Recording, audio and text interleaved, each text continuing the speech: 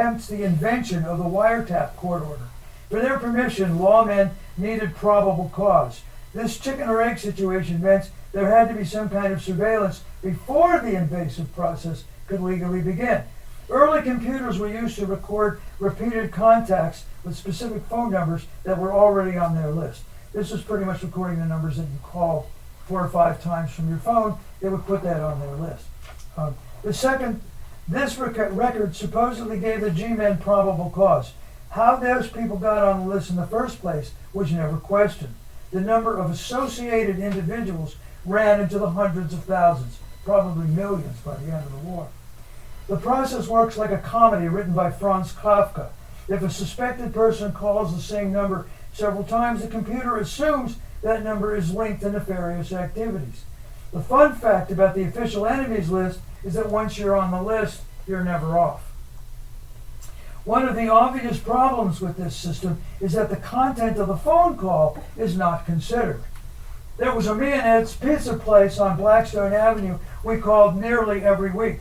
They're probably still on the enemies list, even though their 4-meat pizza special is fantastic. Does anyone ever check to see why the first call was ever recorded? Don't be silly. There's a job security thing in the government. Once a phone call number shows up some magic number of times, the feds listen in on the calls. This requires that they install equipment in the line. There used to be a guy with the headphones in the basement of your apartment building, or a phony utility truck outside. Between my draft resistance work, El Teatro Campesino, calls with civil rights and black power groups, and my family, who had leftist leanings as far back as the Great Depression, my phone was overflowing with red-hot numbers, and I do mean red. There was often a utility company truck at the end of our street working on the wires. Remember that? Oh, yeah. Yeah. So clever. I mean, what's a potato chip truck doing with it? Never mind. Okay. With the equipment back then, when we dialed or answered the call, there were so many audible clicks on the line, we had to wait until they all finished hooking up before we could begin a conversation. There was a small power drop caused by every wiretap. This is analog equipment. Okay.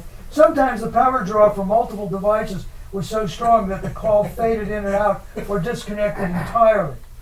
One night, my fellow counselor, Ron Thiessen, was so angry at all this that he telephoned the phone company. I was sitting across from him. The following exchange took place. Ron: "Is this a phone company? Repair department?"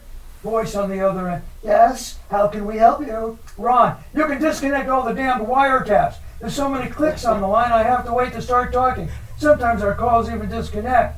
The voice says, "Oh, I don't know what you're talking about." He said, "Oh, give me a break. I see the trucks out here all the time with lead wires running down from the connection box." The voice on the other end says, "Oh, you must be out at the Resistance house." Our technician says, "No worry. The taps shouldn't interfere with your calls."